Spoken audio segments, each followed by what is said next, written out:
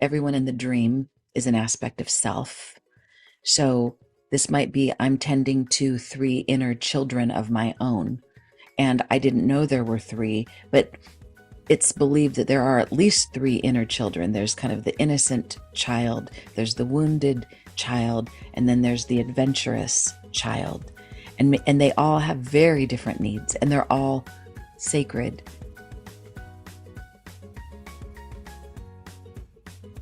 Okay, friends, we are back with Kelly Sullivan Walden, and we are talking all about dream interpretations, what those recurring dreams mean, and how to interpret your dreams. Enjoy. I do want to go into a little bit of dream work. Yeah, let's do it. Because I think we all have dreams. A lot of us have recurring dreams, and we're always like, what does this mean? And I'll go on Google and I'm like, what does Mm-hmm. it mean when a coyote Mm-hmm. eats my leg? Like, whatever it is. And you Right. can find some symbolism and things that is helpful into decoding. Mm-hmm. What do you think recurring dreams mean? So glad you asked, because I think of all the kinds of dreams to pay attention to, recurring dreams are like a neon sign blinking saying, drill here, pay attention to this. This is valuable. There's something important here. So it's kind of, I think of it like the FedEx person. Like sometimes you get notes on your door saying, we're trying to deliver a package, and they'll keep coming by until you friggin' receive the package. Then you can be open to something new, and they'll go away, they'll leave you alone. So it's kind of like that. I mean, it's important, and we should not take those dreams lying down, especially. Yeah, I feel like I always have had a recurring dream connected to skipping my math class in college, which like math Oh, was like not important. I was going to be on TV and I knew that. And I just wanted a rollerblade on the Esplanade in Boston so bad. And wait a so minute, in your dream or in waking in real reality? life, That so I would skip my math class to go do okay. this. And I Mm, mean that was like really rebellious of me. I don't just skip class, but mhm. and then I would, and then the dream is now it's time for the test and I don't have my shoes on. I don't have socks. I may just be in my pajamas and now I'm going to fail or I do fail. There's always something around that. Oh, this is great. I just made an Instagram about this very question because this comes up so much. So what the first thing I'll say is I've never met a slacker that has recurring school dreams. That so it's kind of like only a good mother worries if she's not a good enough mother. So having these dreams of being unprepared or not being able to pass the test, it's likely because you will pass the test, but that worry about not passing the Mhm. test has you figure out all the things that might go wrong or could go wrong, and you get to handle that. And how convenient that you do that in your sleep, in your dream, so that you can wake up and handle whatever test you have in your waking life with a lot more grace and ease. Sometimes I imagine if you track when you have these dreams, my Mm. hunch is that they might be during a time when life is testing you. Mhm. And there's this fear, I'm not going to make the grade. I'm not good enough. I forgot something. Oh no. And or whatever I missed because I was having a good time. I mean, particularly about this dream, I I was goofing off. I was playing hooky. I was doing something fun for myself, and now something bad is going to happen to me. Shame on me for taking time for fun. So Ooh. I think of this as like a venting dream because we can't heal what we can't feel. So you're feeling it, bringing it all up to the surface so that you can then you can shine some light on that, maybe ogle that, and then watch it change. Is that bringing Wow. up anything for you? Totally makes so much sense. I Mm, remember I used to try to track when these things were happening because there's so yes. many, um, but then I was dealing with too much crisis to try to remember. Right. I was trying to think there was another dream I had recently that was so spooky. Oh my gosh, wait. I had a dream the other night actually because Kevin and I have been switching off who sleeps with Athena in her room. So I'm Mm, with Athena in her room. I love that name. And thank you. And I had this dream that something was happening in her crib. She was stirring, and I woke up to look to see if she was okay. And I see her face, I see another baby's face, and a third baby's face pop up. And I'm like, what the heck? What's going on? It was like three of them in there. Whoa. And then this is again just very intimate. Then Mhm. it cut to my mom, who I don't see often. My mom has passed. My dad sees her almost every night, if not every night. So I always say he hogs her. I've only seen her once or twice, but it cut to my mom, and my mom was like on a bed naked. And I feel like I saw like a bruise on her hip. And Mm. I was looking at her, and I'm like, oh my God, mom, I love you. I love you. And I'm hugging her. And she's kind of unresponsive, but then she like looked at me very stoically. And I'm like, mom, what did I do? And I'm like, I love you. I love you. I love you. And I kept patting her arm. Dealing with your mom, the last thing you were saying was about your mom. You were saying, I love you, I love you, I Yeah. love She you. kind of And just then looked at me like not stoically. nicely. Like it was like a not nice thing. And I'm like, oh my God, mom, I love you. What's wrong? And then that was it. Gone. So this dream was connected with the three babies and then mom. From what I remember, yeah, I think so. Okay. Well, we'll take them apart as if they were two separate dreams and then see how they fit together. So the Okay. three babies, um, so you have One. you have one. Um, well, first of all, do you have any desire for more? Yes.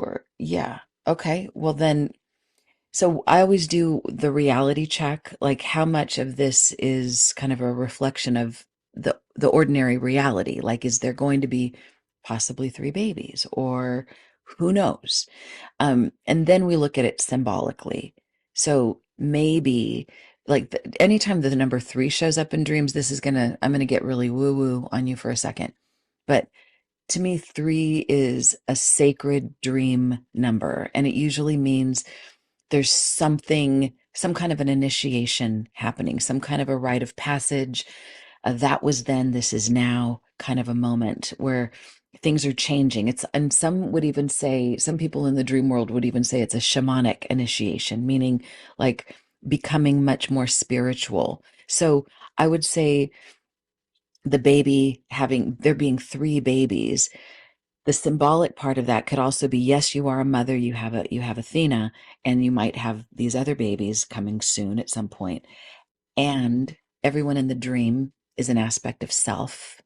So this might be, I'm tending to three inner children of my own. And I didn't know there were three, but it's believed that there are at least three inner children. There's kind of the innocent child, there's the wounded child, and then there's the adventurous child.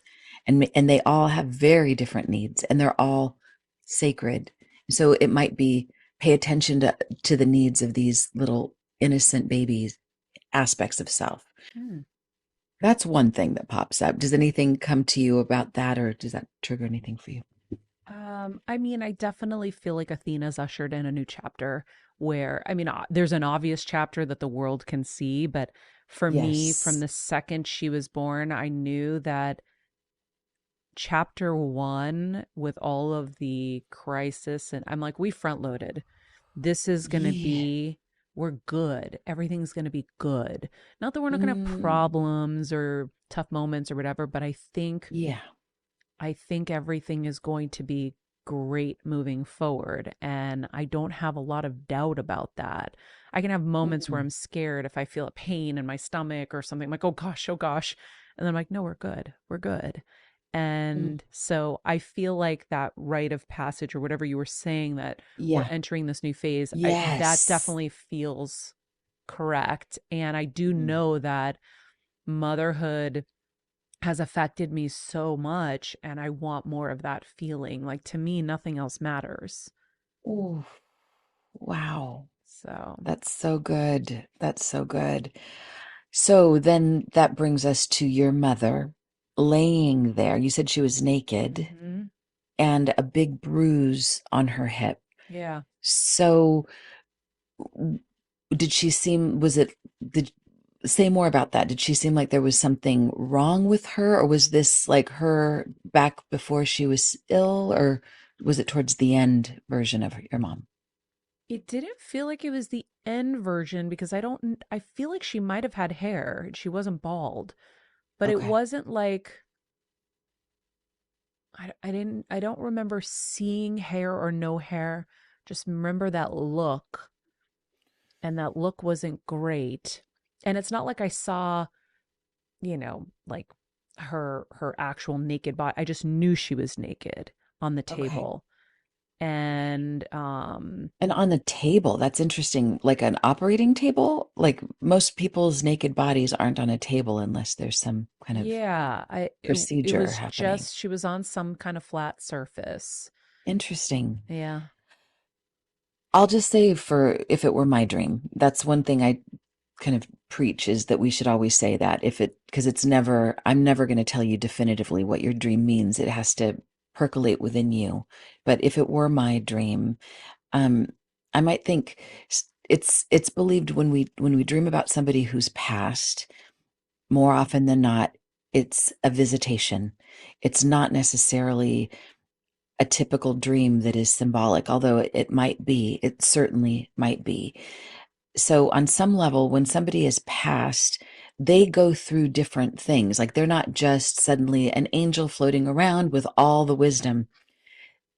They're also on a trajectory of growth. And sometimes I think we might dream about them while they're disoriented, while they're trying to find their way, or while they're trying to figure something out. And sometimes, so we don't always get like, I love you too, and you're a good daughter, and you're going to be the best, like we don't always get Yeah. those kind of reunions. But what is a stoic look? Like if I was an alien and I didn't know, what is a stoic look mean to you? How do you interpret I don't know. I couldn't tell not if she warm? was like mad at me.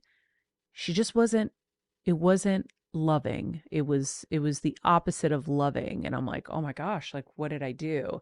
I remember earlier that day, Mm, there's someone in my life that I don't know if this person has ADD, but they remind me so much of my mom. And I was getting so frustrated because when I mm, would sometimes with my mom, I'd be like, Mom, did you even hear what I just said? She would do the mm. yeah, yeah, yeah a lot. My dad does it too. And this person in my life does the same thing. Yeah, yeah, yeah. And I'm like, wait, did you hear anything I said? And I remember that frustration popping up and being like, oh, that's something I used to get frustrated with my mom about. So I have to try to Mm. have more patience with this person because maybe they have like an undiagnosed ADD too. And that Ooh. had happened before in that day. And I was like, oh my God, is she mad at me for like, for saying that my mom had the same kind of thing? And I used to be frustrated with her over that. I was like, Oh my, but like my you're in mom's the most trouble. forgiving woman ever. Right, I'm And the things sure. that you said that I would have wished in my dream to happen, she gave me that in life. She told me all those Yes. great things. If I So was going to just like kind of unpack stoicism, like even like there's something, I mean, from how I observe you, you are the opposite of stoic. You are bubbly and bright and like shiny and like, like there's just a whole lot of life going on. And like stoicism might be like the shadow aspect. Like I don't want anybody to see my more serious stoic side. Like that's we don't get any brownie points for our stoicism as women. It's kind no. of like, are you mad? Is something wrong? When it's an actual, it's an important, like when we are serious, when we're really focused. I always tell people, don't be around me when I'm in those places because nobody likes me when I am focused. But it's an important part of me. I couldn't get anything done if I was just like happy rainbow unicorns all the time. So this is it's a valid way to be. In fact, there's even the Stoics, the Marcus Aurelius and Plato and the great philosophers from way back when called themselves the Stoics because they felt that it was important to go through life with that kind of non-reactive way of being and to see everything from that even keel. And there's a lot of wisdom there that is so opposite from, I don't know, I would say that there's some kind of a message to even be interpreted even in that stoic look, like I can still love you without having to do the bells and whistles and the fan kicks. I love you. I love you. I Mhm. love you. I love you. It's like, maybe it's okay to embrace this part of motherhood, because from a symbol, anytime mom shows up in a dream, it could represent the mom part of self that needs to sometimes just be like, just the facts, ma'am. Yeah. No frills. This is serious business, and we need to sometimes just focus. So love can look a lot of different ways. That's interesting because you made me remember when she was sick, she was very kind of stoic. She wasn't able to express and Mm. smile and do all that anymore with the brain tumor. So sometimes she would look at you and I would feel that heaviness instantly of like, oh my gosh, is something wrong? Um, Mm. and so I'm Right. now remembering that that was what was happening at the very end. So maybe Mm. where I saw her in the dream was in that kind of place. Huh. Yeah, I think there's one of my teachers, Jeremy Taylor, who's on the other side now. He always used to say that our dreams never tell us what we already know. They're always taking us to the next place of wisdom. So we might judge that, oh no, there's something wrong here, but maybe this dream is helping to piece apart, coming Mhm. to peace with that, those final days, that end time with her, Yeah. perhaps. What about dreams of, animals and, is it easy? Is there an easy way for people to decode some of the Mm. things that they see? Yeah, yeah, there is. Let me say one thing really Yeah. quickly about this. So, one of the stories I tell in A Crisis is a Terrible Thing to Waste is about my death experience. And I I left my body and I'm on the other side and having the time of my friggin' life and getting the answers to all the questions I'd ever had and beyond. And it was so great. And so when I finally came back, I was kind of like, you guys, to my husband and my friends, like, what's all the drama? It was amazing. And they were so traumatized. And it wasn't until a few days later, my friend Ron shared the pictures of that because he takes pictures of everything. So he took pictures of me like all conked out looking like I got scared looking at the pictures, even though I knew what was going on behind the pictures, which was a whole world of beauty and insight and magic. But the way I looked was awful, blank face, completely pale, drool, like Yeah, you were no somewhere life in me. else. I was somewhere else. I wasn't in here. So I made a note to myself after all of that, like, don't judge a book by its cover. When somebody looks the most checked out, they might actually be the most checked in. Ooh, I love that. It's just that the ego doesn't recognize that. So I just wanted to add that to it. We don't know. We just take it for face value. Your mom looks stoic. Was she mad at me? Wait a minute. There might be a whole other world to unpack Yeah, under why she came to you in that dream like that. I love Okay, that. so animals and different characters that come in. Yeah, I think there is my rule of thumb is nobody can interpret anybody's dream except for you. You're the best interpreter of your own dreams. It's just most people don't take the time to do it. So people like me who are frequent flyers, I've kind of looked and done the research on myself and on my clients and out there in the world to look for the universal symbolism and identify that. So I've got two dream dictionaries that are filled with common symbols and what I believe they mean typically. But I always want people to be their own inner scientist and say, that doesn't check out for me. Hmm. That doesn't make sense to me. But it helps to bring me closer to what does make sense. So, for example, if we were back in caveman days and we didn't have sophisticated language, we would only use symbols to communicate. We'd look up at the sun, and that would represent life, brightness, optimism. When things would get dark, it would be like scary or like it's the time for the shadows. Or we people used to fear that the sun would never come out again. Um, and like a big animal, somebody being smaller, or there's just, interesting symbolic language. Like if you look at cave drawings, it's all symbols. Hmm. So our first language, even though there's many languages on this planet, we all fundamentally know the very same language, and that's the language of symbol. So looking at things from a symbolic perspective, even in our language, we can start to understand what our dreams are telling us. For example, we always will say when a door closes, a window opens. Those are all symbols, but what might have taken me an hour to say, I just was able to say in one little compact sentence, and you know exactly what I just meant. So I think our dreams are like that. They speak in a very elegant and elevated way to us. By the time we decode a dream, we've not only understood what the dream's telling us, but we've also been elevated in our consciousness to see things in a broader scope. So What are those that's what books that you use? well, my dream dictionary, my very first dream dictionary is called I Had the Strangest Dream, the Dreamer's Dictionary for the 21st Century. And then I did one called the Love, Sex, and Relationship Dream Dictionary. So it's more like looking at dreams through the lens of love and relationship and intimacy. I think those are some good Christmas gifts, actually. What about when you see death in your dream, when you see yourself dying?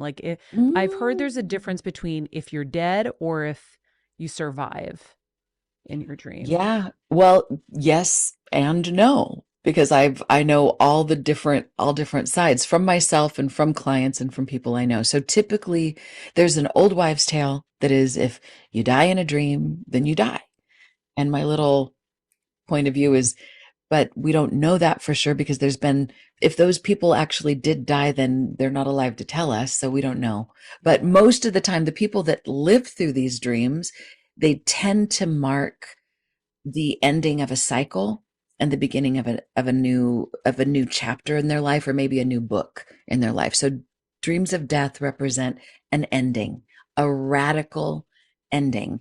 But because life keeps lifing, there's always a new thing that's going to start. If there's an ending, then like there's a forest fire, then immediately there's new little sprouts that will start popping up. So it's like that for ourselves. So we have to ask what part of myself is dying or maybe should die, maybe needs to end so that what new part of me can emerge. So consider the overview is that everyone and everything in our dream is an aspect of ourselves.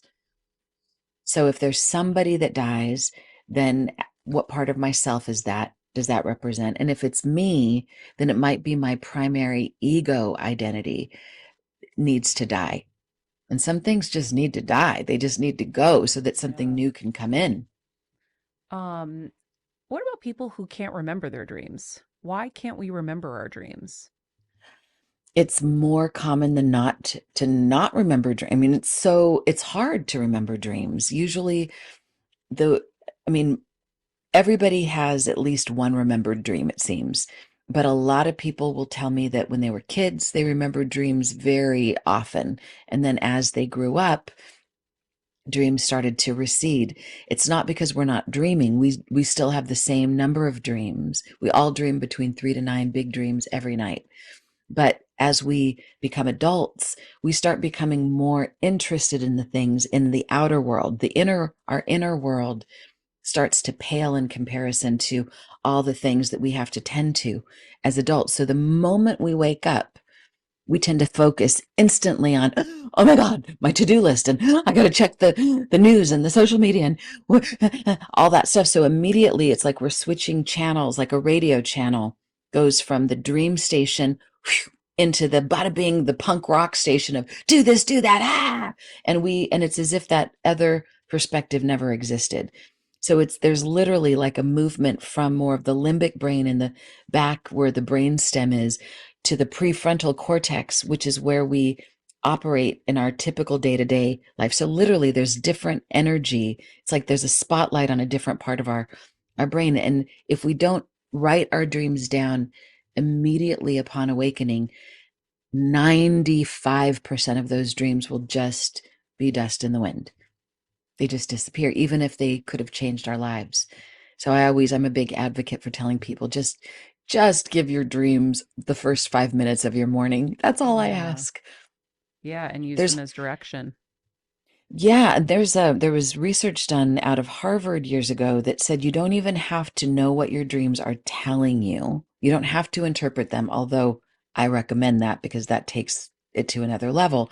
But just the act of having a subtle memory of the dream you were just having and carrying that subtle memory into the rest of your day, it makes you a better navigator of your life. It makes you a bit more intuitive, and that gives you a little bit more confidence to face what you have to deal with in that day.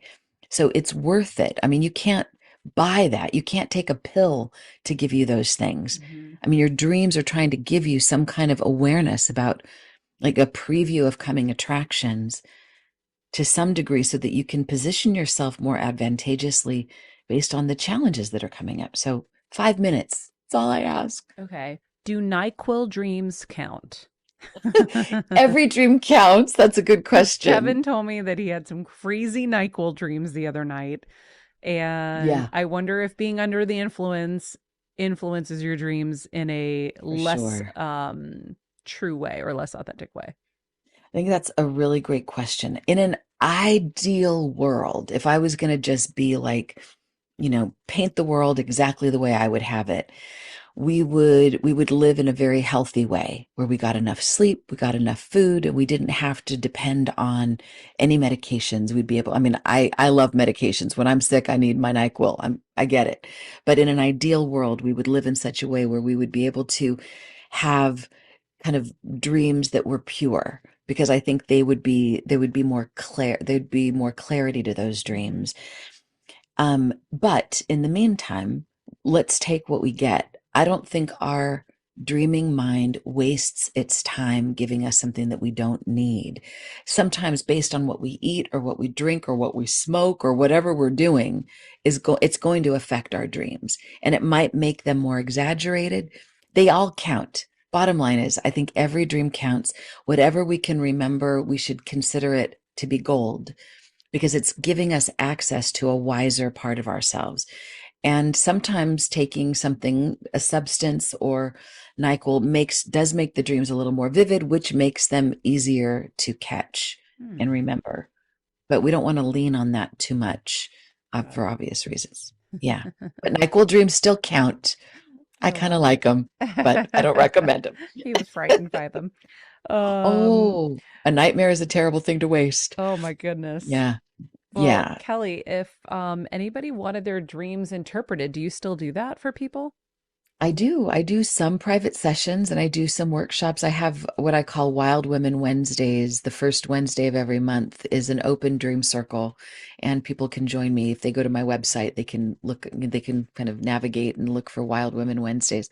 So we have people jump in and I take dreams and interpret them, and it's amazing and deep and juicy. Sorry for the men, but men can book I do one-on-one sessions, and sometimes I do dream retreats where I take people to Mexico or Costa Rica or Peru. Oh, fun. And yeah, we get to go deep, deep, deep into the dreams. And the deeper we go, the more gold there is. I love So they can that. go to my website, which is kellysullivanwalden.com, or I had the strangest dream.com. It takes you to the same place. We'll put a link to that in the summary. Natasha, maybe we can get Kelly to do a Heal Squad event. Maybe November. Kelly. Count me in. Natasha's going to talk to you Twist. after the show. Twist my arm. Oh, yes, And yes, for yes. our Oh, I would love to. we have our inner circle, our Patreon OGs who are amazing. We do monthly events with our amazing guests from the show. And it's very, intimate, and we all get to connect. And I'm usually Mm. sharing pictures and videos I don't share of Athena on social with everybody. And Oh, um, should and do a so pajama party. yeah, it We would be really fun. I think it would be really cool. So that would hopefully be we will get that. If you're not a Patreon member yet, this is probably a really good time to do that. You can click on the link in the summary below. $10 a month, you get ad-free shows, you get a heal event every month with us. mm, And wow. yeah, it's pretty fun. Oh my Anyhow, God. That would be so tell everybody to start paying attention to your dreams starting now. So give yeah. yourself 5 minutes in the morning to write them down. Don't check social media first. Do it afterwards. Just write your dreams down, even if they don't make sense, even if they seem ridiculous. Just write them down. Yeah, so you And can be then, prepared for this event. yes, On my website, I offer a free guide to how to interpret. It's my jet set dream interpretation formula. It's super easy, and you get a free Ogle worksheet and a free jet set dream interpretation worksheet on the I Had the Strangest Dream website. Yeah, I always say, let's pay attention to what's going on inside us rather than going to what's going on out in the crazy world. We'll get to that. But For like in at the least a morning, few just minutes. start with you. Yes. Don't take on the world's problems. Don't take on the Or world's you become a part energy. of the problem Yeah, often. Yeah. just keep to your own beautiful energy that you just cleansed overnight, and it's just your Yes. pure moments in the morning. That is sacred wisdom right there. Oh, yeah. I absolutely concur. I love it. Well, Yeah. Kelly, thank you so much for today. This was amazing, guys. Of Thank you, course, Maria. her most recent book, A Crisis is a Terrible Thing to Waste, is available now. Kelly Sullivan Walden. We'll put a link to that and everything else we said in the summary of this episode. In the meantime, friends, be nice people, make good choices, and be present. This podcast and all related content published or distributed by or on behalf of Maria Menounos or mariamenounos.com is for informational purposes only and may include information that is general in nature and that is not specific to you. Any information or opinions expressed or contained herein are not intended to serve as or replace medical advice, nor to diagnose, prescribe, or treat any disease, condition, illness, or injury, and you should consult the healthcare professional of your choice regarding all matters concerning your health, including before beginning any exercise, weight loss, or healthcare program. If you have or suspect you may have a healthcare emergency, please contact a qualified healthcare professional for treatment. Any information or opinions provided by a guest expert or host featured within website or on company's podcast are their own, not those of Maria Menounos or the company. Accordingly, Maria Menounos and the company cannot be responsible for any results or consequences or actions you may take based on information or opinions.